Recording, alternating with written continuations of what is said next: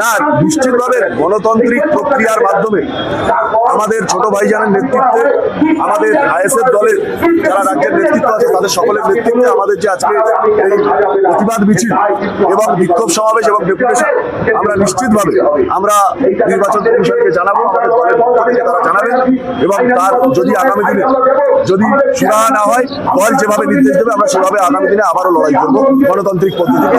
যেটা আমাদের দলের পক্ষ থেকে যে নির্দেশ, সেই নির্দেশ পালন করার জন্য আমরা এসেছি। নির্বাচন কমিশন যেভাবে বাংলার দলিত, আদিবাসী, সংখ্যালঘু শ্রেণীর মানুষদের যেভাবে নাম বাদ দিয়ে আজকে বাংলার বুকে একটা অরাজকতা তৈরি করেছে, যাদেরকে 2002 সালে যাদের নাম ছিল এবং যারা এখানকার জন্মস্থান যাদের এখানে, এরকম ধরনের কয়েক লক্ষ প্রায় 30 লক্ষ মানুষের নাম বাদ গেছে। তার বিরুদ্ধে ছোট ভাইজান প্রথম দিন থেকে, ইন্ডিয়ান সেকুলার ফ্রন্ট প্রথম দিন থেকে লড়াই করে গেছে এবং তিনি বারবার বলেছেন যে এই নামগুলো তুলে তারপর তাদের যাতে ইলেকশনটা হয় তার জন্য ছোট ভাইজান বারবার বলেছে। সেটা নির্বাচন কমিশন করেনি। নির্বাচন কমিশন একটা দালালি করেছে, একটা সেকশনের একটা পক্ষের দালালি করেছে।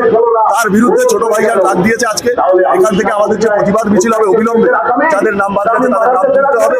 তার জন্য আমরা আইএসএফ এর পক্ষ থেকে, আইএসএফ এর একজন কর্মী হিসেবে আমরা এখানে এসে উপস্থিত হয়েছি। আজকে এই মিছিল, আজকে বিক্ষোভ সমাবেশ, মিছিল, ডেপুটেশন আমরা আমাদের ছোট ভাইজান আসলে তার নেতৃত্বে, তার নির্দেশ মতো শুরু হবে। আমরা সেখানে যাবো।